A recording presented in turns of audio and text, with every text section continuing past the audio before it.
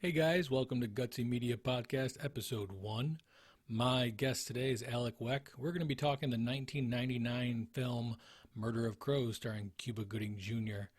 Want to give a shout out to my corporate overlords. Don't Forget a Towel. Hey, for all your geekly news, make sure you check out Don't Forget a Towel and our new DFAT Comics line. Hollowed Issue 2 is coming out, and I can tell you I personally can't wait to get my hands on that. And now, on with the show.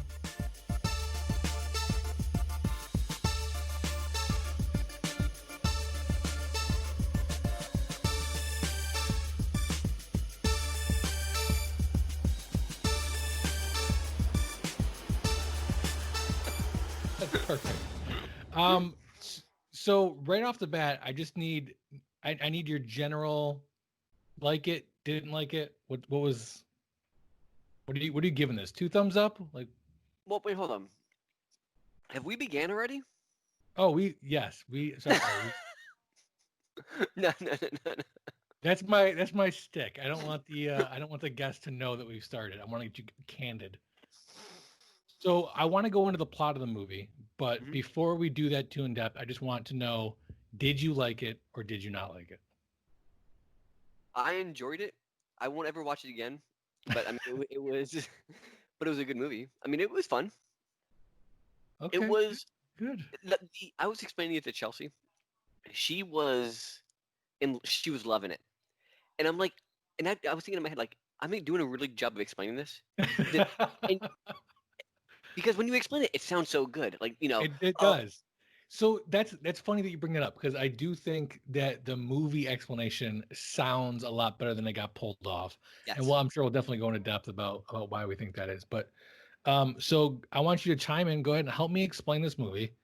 So it starts off, and we are overhearing a phone call between Cuba Gooding Jr.'s character, who is a lawyer, Lawson Russell, Lawson, which did not go unnoticed by me. Thank you. So he's apparently very had. proud of that. I'm sure the Very writer proud. was too. He's having a phone call where he is telling the judge on a case that he no longer wants to represent his client. While this is going on, you're watching somebody watch him. That person appears to be dressed up as the devil. At least I'm assuming it's dressed up and it wasn't some sort of bad makeup job by, I don't know, who knows. So the judge does not want to take this as him leaving the case and demands he comes into the chambers or comes to court tomorrow or whatever, and basically explains to him, if you do this, you're going to end your career. You can't do this. Yeah, you're making the judge sound like a good person. He's not. He's He's like, not a good he, person. no, he's like, if you do this, it ruins my career. Like, Right. this is, don't do this. Completely, You're yeah, screwing me. selfish reasons. Judge Banning refuses to accept his resignation for the case. So it forces him to go into the courtroom and basically finish trying the case. And you find out that he is representing somebody who is on trial for murder, rape. He's just an all around awful dude. And he Who is has this. he? Is a classic. I'm trying to think. His first name is Eric. Is it Eric Roberts? What is The his? actor Yeah. Eric Stoltz. Oh yeah, that's right. That's right. Yeah, very classic villain actor. He's been in a couple other movies, nothing really of note, but he does always kind of play the bad guy.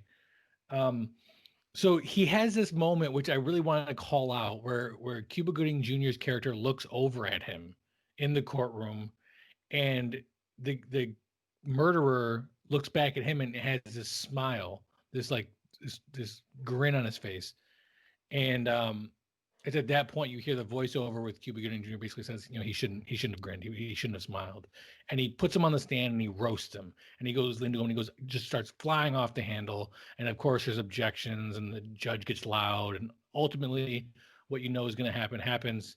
The case gets dismissed, or not dismissed. It's Hung mistrial. jury. You mistrial. Yeah, Yeah. mistrial. So he's going to be tried again, but Cuba Gooding Jr. will not be practicing law anymore. They have this whole montage where he's apparently going in front of the bar, or is that what it's called? I don't know, the panel Yeah. of Yep. judges Hmm. inside. and he gets kicked out. He's no longer allowed to practice law, and this is all within the first 5 minutes of the movie. Yes. It has taken you longer to explain it than it actually did to watch it. That's Okay, skill, so my all right, friend. we'll speed right along. The next scene is he's asleep on a boat, and he's the voiceover then continues to tell you about how he basically moved to Florida. Or I'm sorry, there's actually a whole scene with a friend of his who's also a lawyer who decides to represent him, and that's only kind of important later. Um, so he's in Florida. He's trying to write a book. He's having a horrible time doing it, and he's moonlighting as a fishing guide. So an old man comes over to rent the boat. What is your take on the old man when we first see him? Instantly knew something is amiss. He is a character. There is more to him than we're seeing. I could tell. Number one, this is how observant I am. I was just watching the film. His hands were younger than his face. Like I could tell there was something. I'm like, oh, he's got really nice hands. That's interesting. Maybe So I instantly knew he was. I mean, What's hand that? models age. Hand models don't age. They don't. The That's hand the models don't hands age. don't. The faces do. So it's an old guy who decides to rent a boat. They become friends, being out at sea all day. At the end of the night, they go back to the local bar, have a couple brews, where they exchange some small talk. The old man basically says his wife recently died, and Cuba Gooding Jr. says he's a lawyer, and the old man has this conversation where he talks about, oh, he hates lawyers, and if it wasn't for lawyers, we wouldn't need lawyers, and so on. And Cuba Gooding Jr. says he's trying to write a book, can't do it. Later on, the old man comes to his house with a copy of a book. So this is right off the bat. This is one of the scenes I don't like because it's just moving too fast. The relationship between the old man and Cuba Right. Gooding Jr.'s character is just moving too fast. You've known this guy for a day, and you show up to his house in order to hand him a book that you wrote. You want him to read and give his expertise. Cuba Gooding Jr. says this book is phenomenal. Reads the thing in one sitting, cover to cover. It's the most amazing thing ever. And he goes over to the old man's house to tell him that. When he gets there, there's a cop there, presumably a detective. He's got a badge. He's outside. Says the old man died. Is there anything you wanted to say to him, or anything that we should know about? And Cuba Gooding Jr. was like, nope, no way. Am I missing anything so far? No. Okay. Spot on, spot on explanation.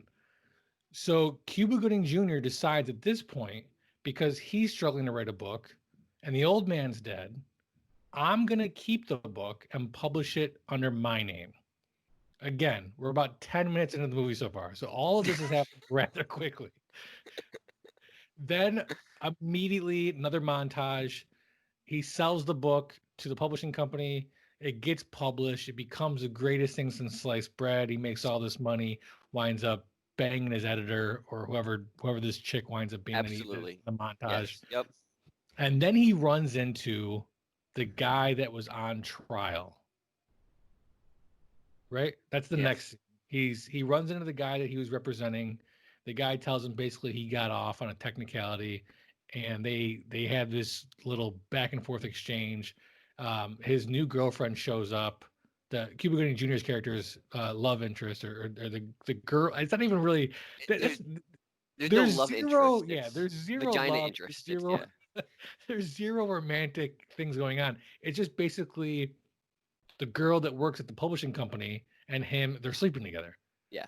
So she shows up. She bang in this particular world. If we're gonna go into this, she's banging every number one bookseller, every one of them. Which is crazy to me because you don't see her interact with more than two guys, but you get this sense that she's sleeping with everybody. She's just the character comes off as a very aggressive Whore. Seductress. I can't even say the word. It's so anyway. So she shows up. Go figure. She knows the, almost convicted murderer and rapist they used to date, which is, I don't even know why I'm saying that because it has zero to do with the plot. Her character has zero to do with. She's got more going on in this story than a background character should have going on. That's right. This is where all of the budget went in the film. I am most interested in her backstory. There needs to be a She's gonna spinoff be the if sequel. there's. Yeah. So, and this is kind of where the movie really starts laying the bricks for the plot, which is essentially the book is about a guy who kills lawyers. Something happens. I forgot what the storyline is in the book, but he decides rather than kill the bad guy, he's going to kill the people that represent him. So the book is about him killing 3 or 4 lawyers. Well, wouldn't you know it, the book is actually real stories. It actually happened. Somebody mails a detective a copy of the book. He decides to read it, although I don't get the strong sense that this character does much reading. He You you mi- you plays. you're missing a critical point here. The biker guy goes to a book signing. Oh yeah, you have yes. So the Cuba Gooding Jr. does this book signing. A biker guy shows up. He's got like a Hell's Angels vet. Like He- it is the most stereotypical biker guy. Long hair. He's got like a handlebar mustache, and he's chewing gum. He's got a denim vest on. That's it. No shirt. no shirt. He has him sign the book, But and he likes thrillers, and that's what I like about that biker guy. He really he's a literary mind. so he has him sign the book, and the reason why that's important is because that's the book that gets mailed to the detective, who reads it. He winds up being the detective that worked the first case, the actual case from the book. He then goes to the writer, who's Cuba Gooding Jr., and has him arrested. And Um, this detective is Tom Berenger, who we know from The Sniper, who we know from Inception and many other classic films. So Yeah, he's a been big in a headliner. lot of yeah, absolutely. Been in a lot of films. You're right. Inception, Training Day. He plays a guy in Oh yeah, Training Day, great movie. Have you seen him recently? Major League. Oh, he's not aged Major well. League. Yes, exactly. Major League's probably what he's most known for. He's Not the aged well. older, yeah. Well, he's the older guy in Major League, which came out in like what 86. So you can imagine what he looks like now. But He also so has my favorite line in the movie. which He is the first scene that he's in, he's walking back from vacation. He is still in his Hawaiian shirt with a Kangol on. I mean, this is part of. I mean, he's walking into he's the walking into work the police. Yes, after vacation. So the idea here is that he comes right off the plane in the parking lot and into the police station. yes. And then what's interesting is one of the guards it says, "Hey, what's the matter, detective? You can't sleep?" To which Tom Berenger, who is this old crusty detective in this movie, says, "I can sleep if I wanted to," and then walks right past him like, I can do what I want. I can sleep if I wanted to. I just don't want to right now. I want to come to work." I love the line though. What's the matter, detective? You couldn't sleep. Like you take a look at him in his Hawaiian shirt and vacation hat, and you immediately think, obviously, he was trying to sleep. Right. No. He just had the best week of his life away from murder and death to come back to this shithole Louisiana police precinct. Yeah. So Cuba Gooding Jr. is arrested. He gets out on bail. That's where the friend from earlier comes back. She's going to be his lawyer. While out on bail, he gets served with a search warrant, which, okay, I'm going to overlook the fact that the search warrant probably would have happened while he was in jail, but let's just skip that. So he comes home to the cops searching his house. Him and Tom Berenger's character have this kind of exchange where it's it's very reminiscent of some of like the Tommy Lee Jones and U.S. Marshals, where he's like, "Listen, I'm not. It's not a personal thing. I'm doing my job. I'm a good cop, and You, you're the bad guy." You know? you know what it was? There's that classic scene in Heat where Al Pacino and Robert De Niro are in the diner and they're both having this conversation like, hey, if it's me or you, I'm going to pull that trigger. Right. And this is the shittier version of that. So I love this is a very classic movie scene. I love this scene. I think one of the best ones that pulled it off was Swordfish. You have a scene with um, oh man, why am I forgetting? Johnny Travolta. Johnny Travolta, who so his career took a nosedive recently, and I don't really know why. He's He lost his hair. There's a direct that's correlation why. to if you can do one of those, if you charted it out, I'm being serious.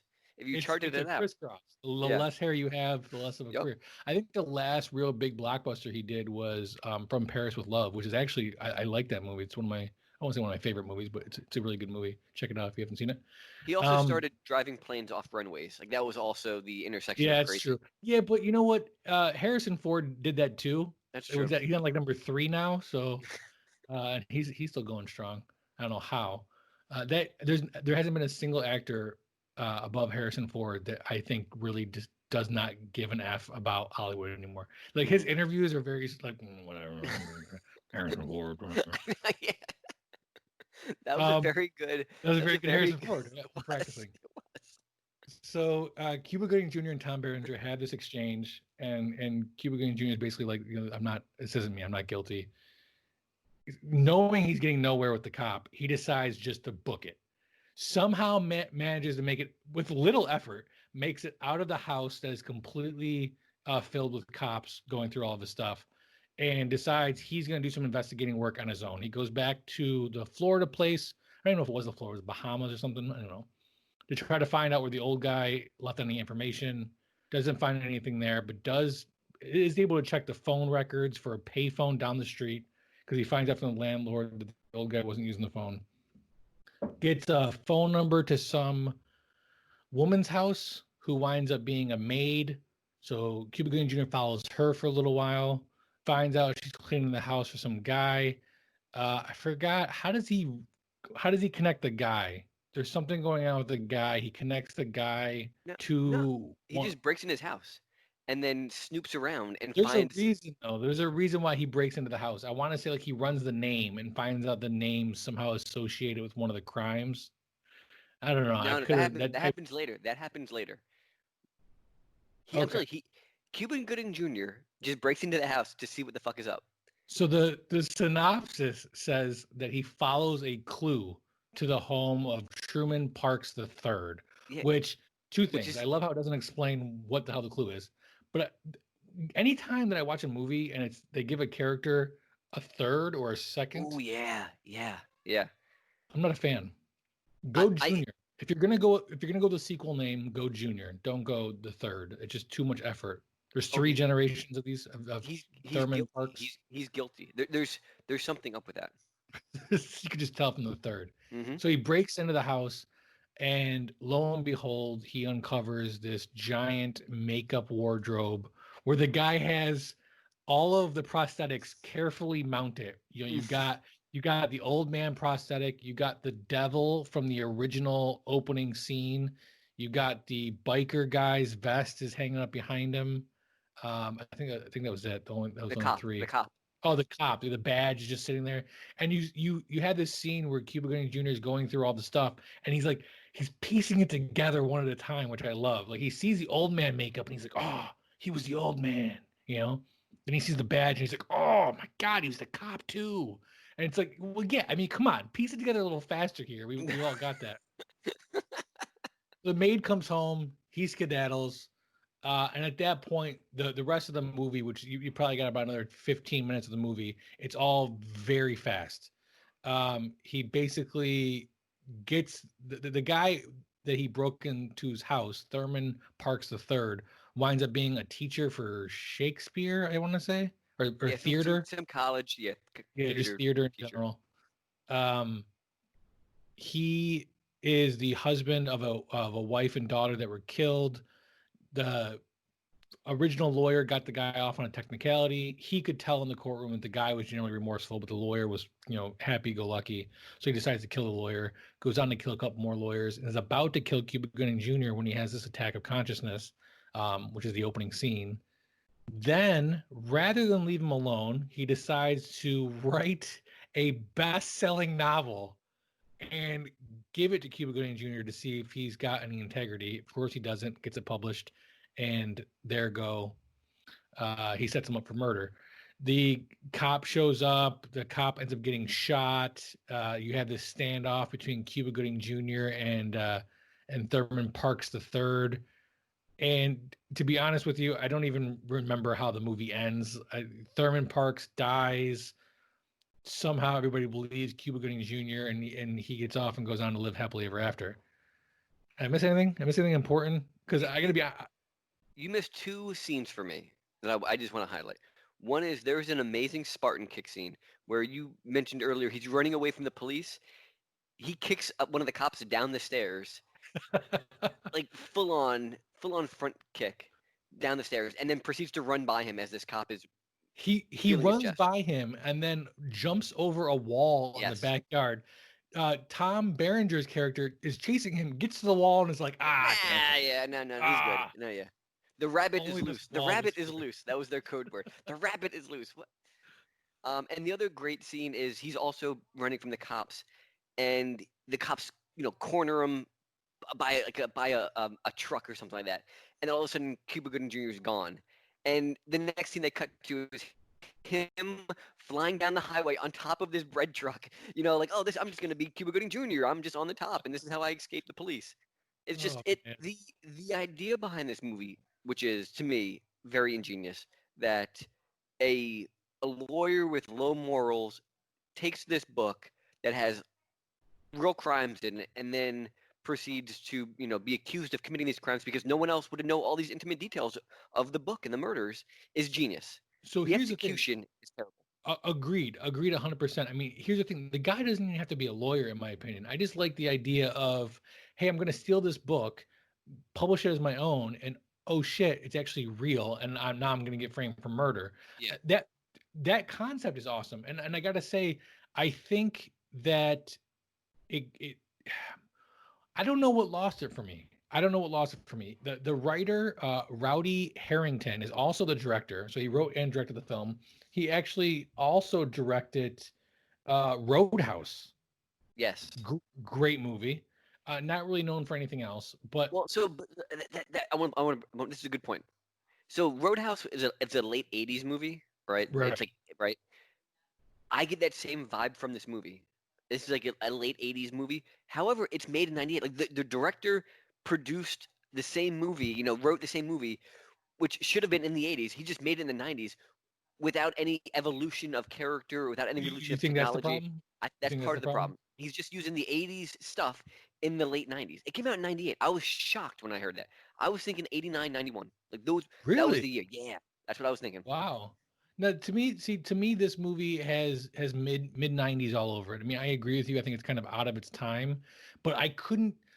So we agree it's not the writing. The script I feel like has to be good. It's got a good story, and with some tweaks, it could be pulled off. I think here's the problem: you can't have the writer and the director be the same person. You got to have the director put that script through a different lens. I don't think Cuba Gooding Jr. did a bad acting job in this movie.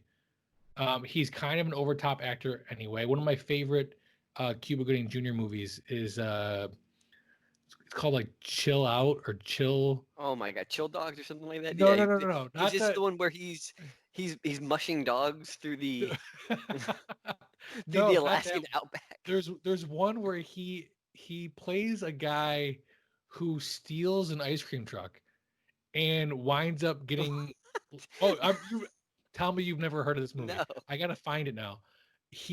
This movie is. It's not even what kills me about this. That's not even the plot of the movie. The ice cream truck thing is not even the plot of the movie.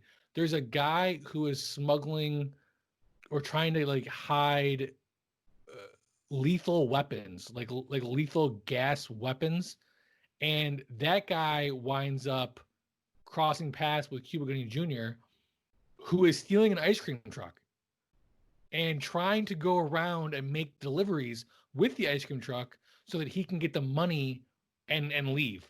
It's such an over the top movie. I gotta find out what it's called. Chill Factor. That's what it's called. He plays Arlo in a movie called Chill Factor, and it's actually a really good movie. You know what's funny is I'm done with Cuba Gooding Jr. for a while, but I have recently watched this movie, obviously, and I'm also watching Rat Race, which is a Oh, another great movie. classic movie. It's got And Mr. he's a Bean funny in bit in it. there. Yeah, it does have Mr. Bean in it. It's a race. It's a race. He's got what, narcolepsy, right? He keeps falling asleep. Yeah. I mean, Cuba Gooding Jr. has a phenomenal career, but I don't think he's not one of those guys that stayed in Hollywood in the limelight for a long time. I mean, he's been most recently in American Horror Story, but I mean, even before that, he's got uh, Jerry Maguire, Radio, Men of Honor, As Good as It Gets, uh, chill factor, which is what he's known for, obviously. Yeah, absolutely. That's what he's known for. That's so. So I did prepare some questions for you because I want to get your take on this film. I think we both agree that it is a pretty okay movie. Yeah. I don't feel like I wasted my time watching it, but I definitely don't think this is something that I would put in a top tier of anything. No, but I could see. I wish we could remake it with some new imagination. Again, that really core principle is fascinating to me.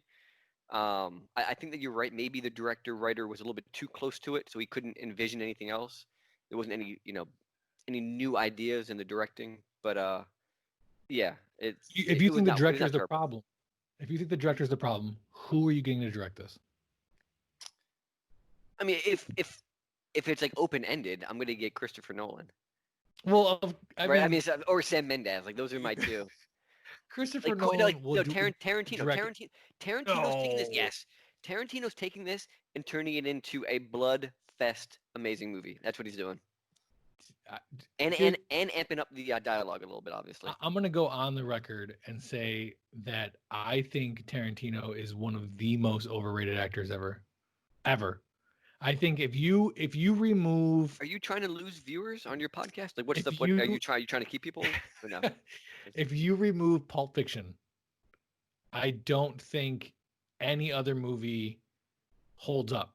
I don't think Jackie Brown holds up. I don't think Reservoir Dogs holds up. I think Pulp Fiction's a phenomenal movie, but it was a freak landstorm. And I can't think of a good movie in his last three or four that were worth a shit. No, you're totally off. So I will agree that Jackie Brown certainly is probably the lowest rated movie in his repertoire. Reservoir Dogs, I it's a classic because it was so ahead of its time in a lot of ways. From the way that it was told to the dialogue to the blood and gore, you see the beginning and the infancy of him as a writer and director in that. He grows it throughout his 10 movies. But how can you not like um, the Django? How can you not like the Kill Bills? So, first off, that's the other thing that always kills me when people throw Quentin Tarantino out as one of the greatest directors of all time. I'm like, you realize he's only directed like 10 films, Not even. He's quitting at 10. I think he's done 9 right now. I think he has one more left. which is out of control. That's out of control. He has been the writer and producer on a couple of movies, and he's credited for being the actor, which kills me because I hate when directors like hide themselves in films. Like, oh, you got us, you hid yourself. Good job. Yeah. You're in charge of the freaking film. Why didn't you? But From Dusk Till Dawn's pretty good, I guess. Natural Born Killers is pretty good. I don't know. I'm not saying he's a bad director. I'm just saying I think he's too overrated. What? So I think here's the thing. I think that you're right. As a director, he's normal, right? I mean, he's not doing anything incredibly inventive from how I'm going to shoot the film. Again, I think that as a writer, and then pairing that with his directing, it all really tells a wonderful story of hilariousness and seriousness and gore and comedy.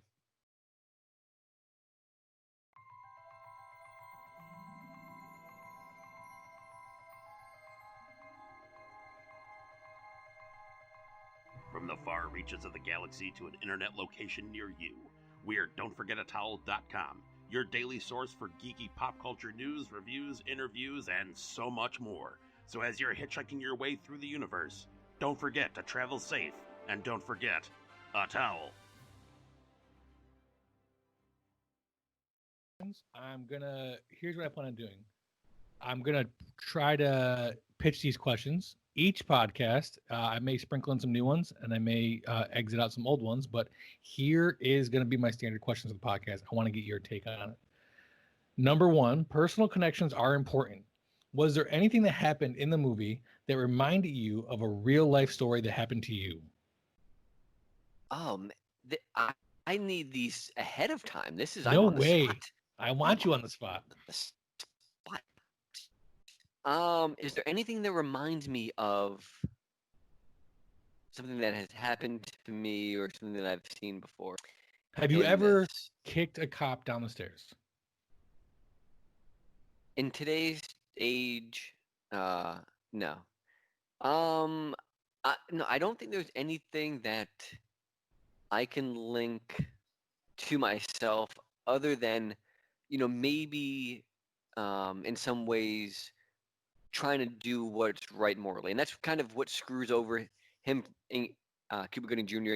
and why he's disbarred, is because he wants to recuse himself from the case because he knows his client is guilty, and so he wants to do what's right, and the judge says no, and then because the judge says no, he has to do some shady lawyering stuff, and So here's my thing though. You say he does some shady lawyering stuff. He also obviously steals a book later, which puts him, framed for well, murder. my Is he a question to moral you, character? no, my question, no, he's out for himself. My question to you though, and to me, well, let's take turns if I may pose this upon Oh, you, good sir. please, please. Let's say this happens to you, and let's suspend belief and say that it's just a good book. There's no real murder involved in it. Would you take that book? Now remember, in the movie, the old man says, "I have no family. My wife has already died." Right. In the movie, he believes that he's essentially going to get away with it. And what I love even more is that Yeah. there's a subtle little thing where he tells later on that he retyped the entire thing and then burned the original. And I'm like, that was genius. I mean, it didn't ultimately work out because now you're framed for murder, but that's really smart. Would I take the book? That's tough because obviously I like to be a moral person and say no, of course I wouldn't take it. But I mean, he's essentially got an amazing, what he calls an amazing book in his hands. He hasn't been able to write his own. He does have a publisher in the movie that is, looking to get some of this book published. And he believes the old guy is gone for good. And I mean, what's going to happen? You're going to turn the book in, and then it's going to go unread by anybody. So I don't know. I don't know what I would do in that situation, which is my nice way of saying I would totally take the book. I agree. Yeah, I agree. It's a tough when you think there's no victim, right? In this case, 'cause Exactly.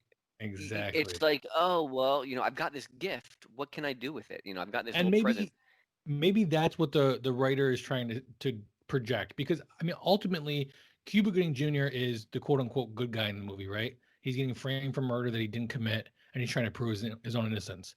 So how do you make the good guy be the moral guy who steals a book? Well, Right. I mean, you got to make it so there's no victim. He thinks there's no victim. Yeah. Okay, so question number 2. If you had to recast 2 roles in the film, Ooh. what roles would they be? Who would you recast in them and why? This is a great question. Now, I will say this is a small cast, so I am going to. All right, here's my. I'm flipping this whole thing on its head. I'm making it a comedy. I'm going to cast. Oh my God. I'm going to cast, Mike Myers as the killer, because if you've got to dress up as different characters, who better than Perfect. Mike Myers, right? Perfect. So I think he really fits in nicely there.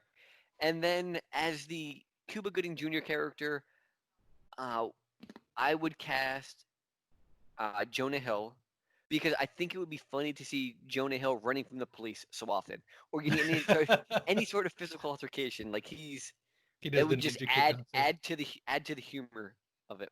I So could that's what see yeah. I could see Will Ferrell in the Cuba Gooding Jr. role if you're gonna do Ooh, a that's a comedy. great one. That's a great one. Yeah. That's a good one. I like that. Or I'm gonna go. We're gonna keep it. We're gonna go with Kevin Hart Oh, okay. I as like the it. as yeah.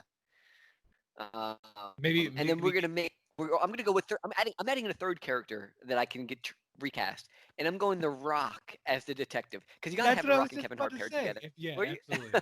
Absolutely. If you had The Rock as a detective and Kevin Hart as the runaway guy, I like it. All right. What aspect of the storytelling were not done right? Yeah, we're done. Yeah. I can't even read my own handwriting. What aspects of the storytelling were done right and what were done wrong? I think that what was done wrong was that it was sped up a little bit. What's the I runtime on think this? I want to say it's like 90 minutes almost. I think it's Two a little bit longer. Yeah. An I hour think it and was. I think 42 minutes. So 102 minutes. I think it was a little too fast to get to that first kind of beyond the point of Cuba Gooding Jr. He's morally sound because he kind of convicts this person, but then he kind of gets to the script. I think we could have done without that whole kind of who is the Eric character? What's this guy's name again? Eric Stoltz. He's Eric Stoltz. Thurman His Parks the third. Thurman Parks the third. We could have done without. I think totally, and really just had to focus on him being a lawyer and him running from the police, him trying to track down his killer. We didn't need this kind of third person in there to kind of I agree. I also think the whole thing with the editor, we could have done without that. I think what's funny to me is they do speed up the initial part. Like I said, you're getting to the old guy and the story like 10 minutes in. And even the ending, like the last 10 or 15 minutes is like everything's pieced together, the detective dies and the end of the movie.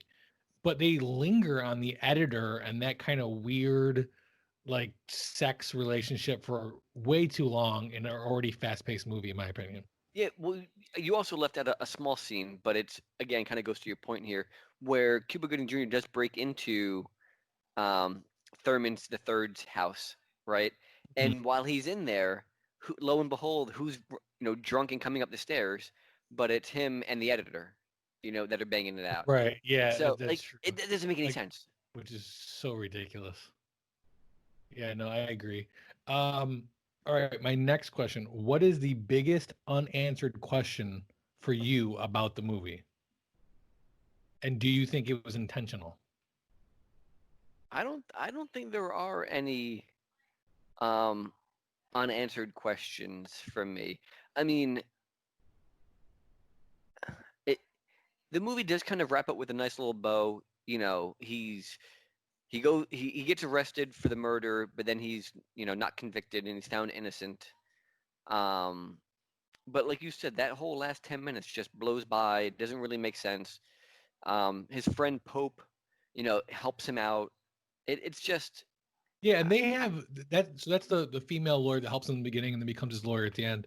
They have a weird kind of relationship too, where he makes some comments like he would do anything for her, or I think he offers to sleep with her or something in the beginning, like as a joke.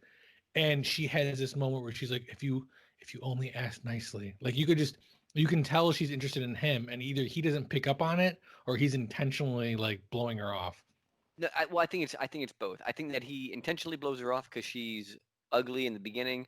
Then he becomes too famous for her when he sells the book, and Right. then now I'm broke and arrested, and I have no one else to turn to. I have to come crawling back to you, sweet mama, and try to beg for forgiveness. Right. I think, honestly, I think we hit on something here that is a negative in the movie. I think Cuba Gooding Jr.'s character is not likable enough. I don't think you have a lot invested in him as a character because he doesn't come off as the guy that you're like, oh my God, I can't believe he got framed. What a nice guy. I hope he gets out of this.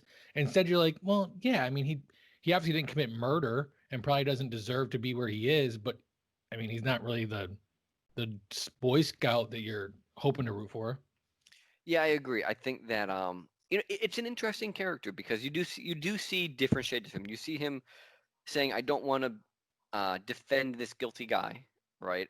Then there's, "I don't want to talk to Pope because she's ugly and she's not my friend." Then you see him as a famous person that is doing whatever he wants to do. He's driving a Corvette, right? He's doing all these rich people things. Money's gone straight to his head, and Right. then he's kind of arrested, and he's got to kind of fight back from that. Um, Meanwhile, the bad guy or the professor in this, he is a professor at a university. He lost his wife and daughter, and you again, you don't feel for him. You're not rooting for him. He's obviously a bad guy who's committed murder and set up well, an yeah. innocent man, but you also don't completely hate him either. I mean, The you have the sequel to this is actually the story from his point of view. So I mean, I'm being serious. It's totally different because now you're sympathetic to the man that's doing all the killing, right? Now you're rooting for the killer, who this man who's been wronged by the justice system, and now he's going to stick it to the man. And then, they could have shot this whole thing from his perspective. Cuba Gooding Jr. would have came out looking like the a-hole. He would have been the bad guy. He would have been the villain, the master criminal in it all. Yeah, I agree. I agree. This this was a straight to DVD release. No! Yeah, July 6th, 1999, straight to DVD by Lionsgate. It gets re-released in 2001 by a company called Live Artisan. Then re-released again in 2002 and 2003 by a corresponding Canadian company. I am blown away. This was straight to DVD because to me, this is a moderately well-made movie which could have gone to theaters. I don't know if it would have been its I payback. agree. I'm shocked. So this is right up my alley with noir films. And it's funny because there's a website called allmovies.com, and it gives you related movies or movies that are very similar to this. You know what's on there? Brick, which is a favorite of mine and yours. Mm-hmm. All right, my last question. What is the most important sequence in the movie? Ooh, the most important sequence.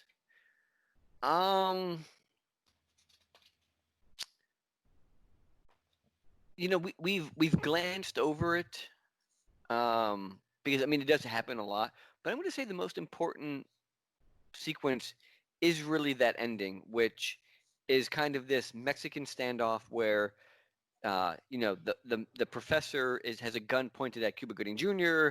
and he's explaining to him why he's done these kind of things, and Cuba Gooding Jr. is saying, "Well, none of that's really my fault." And Tom Berenger's character comes in, and he's got a gun pointed at the professor.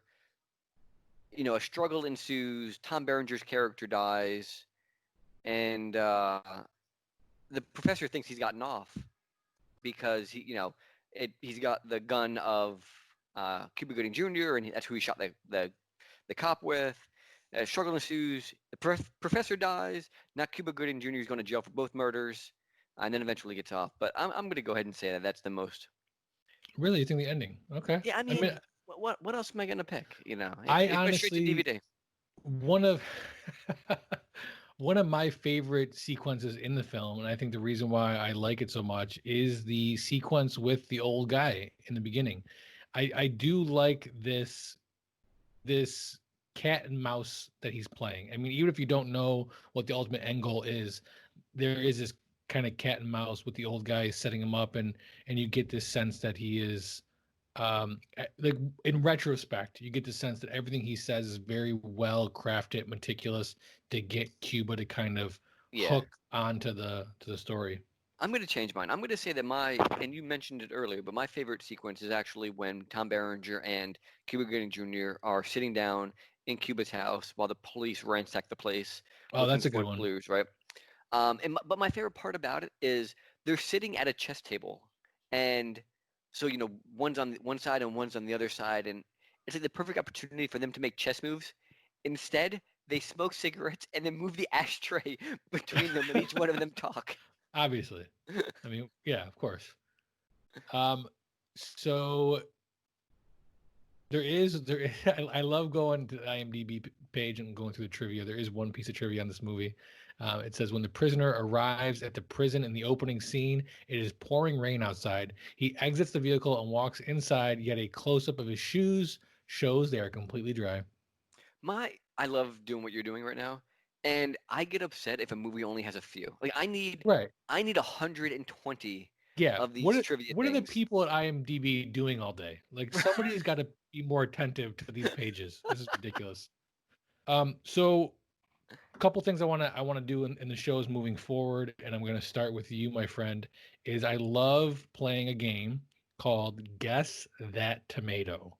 And how we're going to play this is you're going to give me your guess for the Rotten Tomatoes audience score. Ooh, this is an amazing game. I love this. Guess That Tomato. So for those of you who don't know, Rotten Tomatoes does movie reviews. They do it on basically every movie, whether you ask them to or not. There's always two reviews. There is the critics review and the audience review. I will say the critics review for this movie is a 0 because there's only been 5 critics reviews, none of which have been quoted. It does have an audience score. 6,015 people have rated this movie. Go ahead, Alec, guess that tomato. And this is on a scale of 1 to 100, correct? 1 to 100, correct. Ooh, okay. 6,000 people. Do we know their demographics at all? Do we know their age? Like what? It does not give you the score breakdown. No, sorry about that. It does. Hang on, it does say C-score details. Yeah, it does Open not it give up. you, Okay, it does darn. not give That'd be some spooky shit, though. I mean, so let me explain my. all I can do is give my Rotten Tomatoes score, right? I mean, I don't know what the general public is looking at, so I'm going to give my Rotten Tomatoes score. A 50 is what I tell somebody to watch it at least one time. 100 would be I would make someone watch it. It would be like 2001: A Space Odyssey is at 100. So I'm going to go ahead and give this movie a 55. I would say, hey, if you're interested in this, this type of movie, it's definitely worth a watch. You got an hour and 42 minutes. Go ahead and pump it out. So I'm going to go with a 55 for Okay. Rotten Tomatoes. Very, very interesting. I'm going to give you this. So I'm going to take your score of 55. I jotted it down. Now I'm going to give you a hint, and then we're going to see if you want to change your score. I'm going to Ooh. give you movies that are within 2 points of this movie. Oh So my! This within is 2 points of this audience score. Sir. This game. This is a phenomenal game. This is amazing. Are you ready? I'm loving this. Yeah. Assault on Precinct 13, Oh, I hate that movie. Draft Day, I love that movie. I just watched it. The Grinch, the Oh. animated movie The Grinch, This is not helping me at all. and The Hobbit, Battle of Five Armies. You have given me zero help. You have given me movies All I over the love. board. All over Exactly. the board. Which tells me Rotten Tomatoes, the people that are rating these things, morons. Morons. So do you want to change your score? Yes. Okay, what do you want to change it to? 63. 63. I'm Okay. I'm bumping it up 8. 63. I love Draft Day. That's an impressive bunch up. Is that's because of Draft Day? I just watched it. It's on Amazon Prime right now. If you're listening to this, go watch it. You got to watch it with ads, I think, but it's phenomenal. I love that movie. Wait till the show's over, then go watch it. I'm Sure. gonna have to check it out because I actually have not seen that movie. You won't like it. 63. The correct answer is 57. Ooh, I'm not too far off though. 55 is close. Yeah. 55 is close. Everything I read to you has a score of 59, which is within 2 points of our 57 score. And the other game I would love to play, unfortunately, we cannot with this one because this is direct to DVD, but I'll let you play anyway. The week that this was released, July 19th, July 9th, 1999, what was the top movie of that opening weekend? That's a big weekend. That is a big weekend. This is July 4th-ish, right? I mean, this is no joke. And you're not giving me any hints? I'll give you a hint if you want it. Well, I don't want it yet. 1999, you said, right? 1999. I feel like a Bad Boys came out in that era, maybe. What? I mean, yeah. There's got to be a big action movie, for 1999, right? Not an action movie. Really? Not an action movie. This is the Brokeback first Mountain? movie in what would wind up being, I want to say 4 movies total. This is one of those franchises that I think went 1 or 2, 3 strong, and then started going like direct DVD, none of the original cast type sequels. Really? So I was a freshman in high school in 1999. I guarantee you've seen this movie. There's no way you have not seen this movie. You probably saw. You're in the statistics right now. You're probably one of the people that saw it opening weekend. If you were in high school, you're one of the people that saw it opening weekend. It's too early for Twilight. Does that describe Twilight to you? Yeah, it possibly does. My wife is giving me side. I said the word Twilight. My wife instantly She's perks immediately up. wants to know what we're talking about. I think we're coming up on the 20-year anniversary for Twilight, 10-year anniversary for Twilight. By the way, it's making the rounds again. It's making the rounds again. It is. It is. People are making fun of who's that? The girl with no upper lip. Everyone is always in love with. She does cups. Anna Kendrick. Anna Kendrick. Yeah, people are attacking Anna Kendrick again. I love her. She's awesome. Well, apparently she said, and it's all taken out of context. She said I was miserable when I was filming that movie, but she was She was miserable because she was wet and cold wearing Converse sneakers. Yeah, I'd be miserable too. Like she was like, "Oh, I enjoyed my time making the Wait, movie." I mean, I was miserable watching that movie. So I hope she was miserable filming it. I love her. Huge fan of the show. Huge friend of the show, Anna Kendrick. Yeah. I don't know if I can say that. I hope so. So what is your here's another hint. Anna Kendrick is not in this movie. I was only gonna say Anna Kendrick movies. 1999. I mean, all I can remember about that. Well, let me ask you this: No, I have no idea. This is an unfair guess. All I can think about is one of the first Star Wars, but based upon your clue, I can't be it. Episode 1. American Pie. Ooh, that came out in 1999. 1999, July 9th. Which I mean, it's totally a July 4th movie. Like American Pie, you Yeah. can't get more July 4th in that movie. Can you search what else came out on that weekend? What was its competition? What was American Pie's competition? Yeah, because I'm surprised that was number 1. Only because it's hard for comedies to really do that. I feel like, especially that was the first of a series, right? It wasn't well known at that point. It was not well known. It was, I mean, yeah, it was the first of the series. I was going to write down everything that came on that weekend, but I didn't want to go that in depth. I don't know what else comes out that weekend. And I mean, there's a computer in front of me, but that would just take too much work. So one of the things that you wanted to do, and I am in favor of it, I might actually adopt it moving forward, is we wanted to come up with a drink that we are going to be drinking during this conversation, which we have been. I purposely waited to the end of the show to introduce my drink for a reason, but I'm going to go ahead and let you introduce yours first. What drink did you decide matched the movie? You're doing your viewers and your listeners a disservice by setting me up for failure. You texted me way too late in the day to be able to manipulate and get all the things I needed for whatever cocktail I was going to concoct. I'm hearing a lot of excuses. Yeah, that's exactly what you're hearing. So the only thing that I'm drinking at this point is, and this is my wife's doing, so I'm going to blame her too, because now your listeners are going to think that I'm the most basic of bros, but I'm drinking Coors Light, just a simple Rocky Mountain Fresh Coors Light. And why does that tie into the movie for you?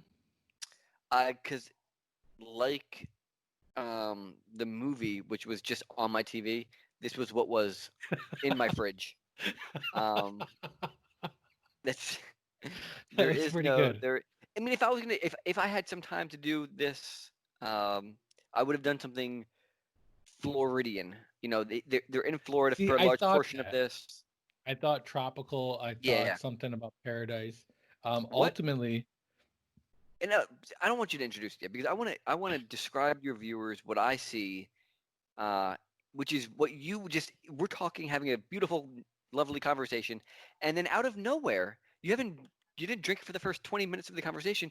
You have this tall oblong glass with your name on it. It's orange. It's a bright orange beverage in it. there's a cherry in there. I don't know if you can see. There's a cherry. It was supposed to be on the side of the cup, but it fell in. No, I don't want to bust your cherry, but I don't see it. So, And you have a beautiful orange peel, right? An orange slice in there. mhm. And you waited 30 minutes into the show to reveal it. Because I knew it was going to be a point of conversation. Because I, unlike you, took the drink thing very seriously. And I went out and I found a drink and then got all the ingredients. It has grenadine, lemon juice, orange juice, rosemary, maraschino cherries, oranges, vodka.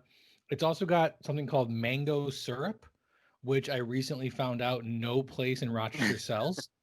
So I actually called the owner of a bar ingredients place, warehouse. I assume he's just in a warehouse somewhere with wall-to-wall ingredients that he sells to bars. And he basically told me, listen, syrup is sugar and whatever flavor you want. So just do that. So I made homemade mango syrup with real mangoes, melted down sugar and water. Was there any manhood in there or no? No manhood at No. all. It removes testosterone out of my body. This drink is called Made in Manhattan. And the reason why I It had nothing to do with the movie. you ready? Are you ready? I'm gonna tie the whole thing together. The reason why I picked it, 2 reasons. One, without the maid connection, Cuba Gooding Jr. would have never found the real killer, because that's how he gets the number that the old guy calls from Florida is the maid. Second, if you're making a sequel to this movie, that's what you go with. The maid is actually the mastermind behind the murders, and she's in the sequel. She becomes she goes to Manhattan to kill the district attorney. There you go. It's the Lovely maid in drink. Manhattan. I will say Jennifer lovely Lopez drink. plays her later. I did increase the alcohol content per not per the ingredient list. Very, very delicious drink and non-drink. I also made my kids kitty cocktails without alcohol. Just sugar. just sugar and sleeping pills. And you gave your wife Rufalin, so that it's the whole thing. Everybody's gonna be asleep when we're done podcasting. It's gonna be great. So is there anything you want to plug? Anything that's going on in your life that you want to give a shout out to the listeners about? No. I have nothing. I have literally nothing going on in my life worth mentioning to your listeners. All right, then I want to end this podcast as we end every podcast at Don't Forget a Towel, and tell me what you're geeking out on. It's a strong belief of the operators of Don't Forget a Towel that everybody geeks out on something, even if it's not truly comic books. Today, I'm geeking out on right now James Bond for sure. So I'm full on in James Bond movies and TV shows, and there's a James literature. Bond TV show. Yeah, one of them, 1967. So I did not know that. I did know that there is a James Bond cartoon about his son, James Bond Jr. Look it up. It's amazing. I used to watch it as a kid. Isn't it called Archer? No. How many Bond movies are there now? 23 or 25? 23, yeah. 23. Wow. Jesus. Well, that's great, man. And Christopher Nolan wants to direct a James Bond series. If Christopher Nolan, huge fan. I have run my life by one principle. If Christopher Nolan wants to do it, let him. Right. That's the only thing. If you see Christopher Nolan on the street and he's like, "Hey, can I take your car for a spin?" Just let him. Just let him do it. Everything he touches is gold. All right, man. Well, I appreciate your time. Thanks for watching this movie, and thanks for talking to me about it. All right, man. You can follow me on alec.weck@gmail.com. I feel like people do that. I don't have anything. But Facebook, find me on Facebook. My name is Jesus1348 at facebook.mail. I don't think that's how that goes.